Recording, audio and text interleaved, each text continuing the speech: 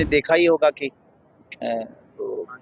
उस पार्टी के लोग उस पार्टी को परिवारवाद के लेकर बहुत ज़्यादा टिप्पणी किया था। तो अब तो सब लोग शुरू हो गए हैं कि आज इतने 17-18 साल से वो सेवा कर रहे हैं और उसके बावजूद भी उनको वो कद पद नहीं मिलता है।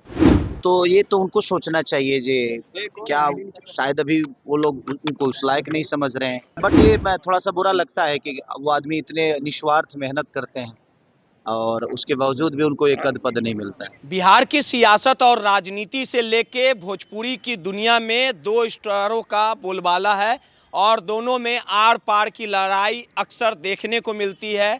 जहां खेसारी यादव को ट्रेंडिंग स्टार के तौर पे पहचान मिली है विधानसभा चुनाव में। आरजेडी की ओर से उन्होंने छपरा से चुनाव लड़ा, करारी हार हुई, लेकिन मुकाबला काफ़ी कड़ा रहा।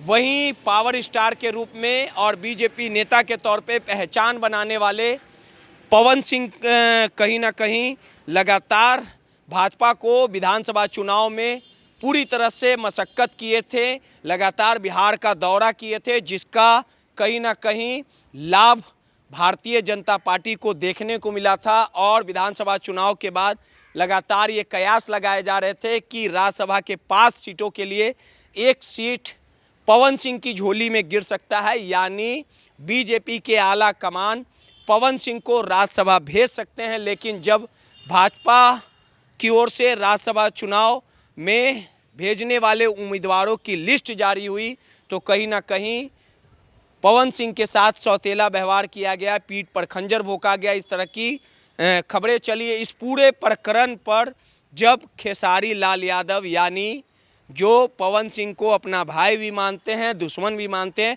जब इस पूरे मसले पर पवन सिंह के बारे में खेसारी लाल यादव से बयान लिया गया तो खेसारी यादव ने कहीं ना कहीं पवन सिंह को राज्यसभा ना भेजे जाने को लेके कहीं ना कहीं मौज लेते नजर आए। और साफ तौर पे खेसारी लाल यादव ने कहा कि कई दशकों से पवन सिंह भारतीय जनता पार्टी में जुड़े हुए हैं, लगातार भारतीय जनता पार्टी के तमाम हर एक सुख दुख में संघर्षों के साथी रहे।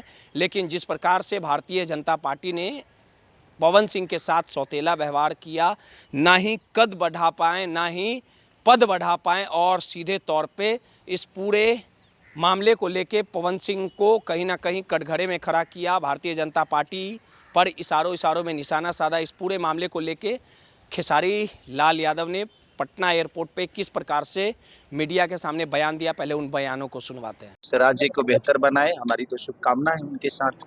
लेकिन विपक्ष परिवारवाद का आरोप लगा रही है, कह रही है कि परिवारवाद का दुहाई देने वाले नीतीश कुमार के बेटे खुद राजनीति में आ रहे हैं, क्या ये परिवारवाद नहीं है? देखिए, जब आप हमें किसी चीज को लेकर घेरेंगे तो एक दिन समय तो आता ही है कि आपको भी वो कद पद जब मिलता है तो लोग तो आपको बोलेंगे ही। क्योंकि हमेशा से आपने देखा ही होगा कि उस पार्टी के लोग उस पार्टी को परिवारवाद के लेकर बहुत ज्यादा टिप्पणी किया था। तो अब तो सब लोग शुरू हो गए हैं। तो ये राजनीति है भैया, और मैं कलाकार आदमी हूँ, मुझे लगता है कि मैं इस सब चीजों पे ज्यादा बोलूँ तो ज्यादा सही नहीं रहेगा। पवन सिंह का राज्यसभा जाने का चर्चा था, लेकिन पवन सिंह जा नहीं पाए, क्या कहिएगा?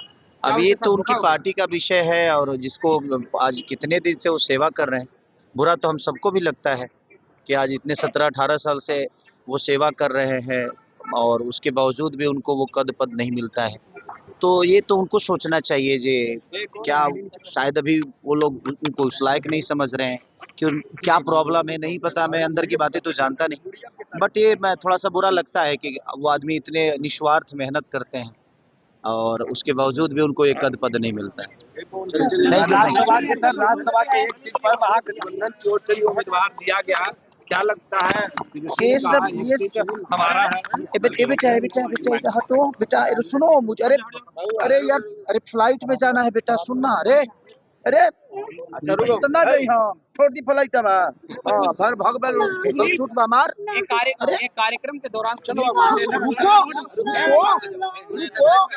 एक कार्यक्रम के दौरान सुनील पांडे ने कहा कि बेटा खेसारी तू चुनाव लड़ा काराकाट से, हम ये उनका प्यार है, वो मेरे बड़े भाई हैं, उनका प्यार है, उन्होंने बोला है। बट सच पूछे तो मैं कलाकार ही सही हूँ यार, मुझे नहीं लगता कि मुझे इस दुनिया में आना चाहिए। क्योंकि देखिए, अपेक्षाएं बढ़ जाती है जब आप किसी कद पद पे जाते हैं। तो तो मुझे लगता है कि अपेक्षाएं लोगों की बढ़ेगी और मैं ऐसा नहीं कर पाऊंगा तो मुझे खुद को बुरा लगेगा। भारतीय टीम ने कल शानदार जीत मेरे तरफ से नहीं, पूरे बिहार ही नहीं बल्कि मुझे हिंदुस्तान को उन्होंने हमें गर्व महसूस कराया। पूरे जितने भी हमारे ईशांत भाई उन्होंने क्या खेला है कल, संजू सैमसंग से लेकर अभिषेक से लेकर हर आदमी ने, हमारे यूपी के सूर्या भाई, सबने बेहतर किया, सबको दिल से प्रणाम। तेजस्वी यादव एक बैठक कर रहे हैं आज। हाँ, तो हम रहेंगे तो आएंगे। तो आपने साफ तौर पे सुना कि किस प्रकार से खेसारी लाल यादव ने एक बार फिर से पवन सिंह पर निशाना साधा और साफ लफ्जों में कहा है कि लगातार साल पर साल बीतते नजर आ रहे हैं, लेकिन भारतीय जनता पार्टी में पवन सिंह ना कद बढ़ा पाए ना ही पद बढ़ा पाए। सहयोगी राहुल के साथ रोहित, माईपीडीएस समाचार, पटना।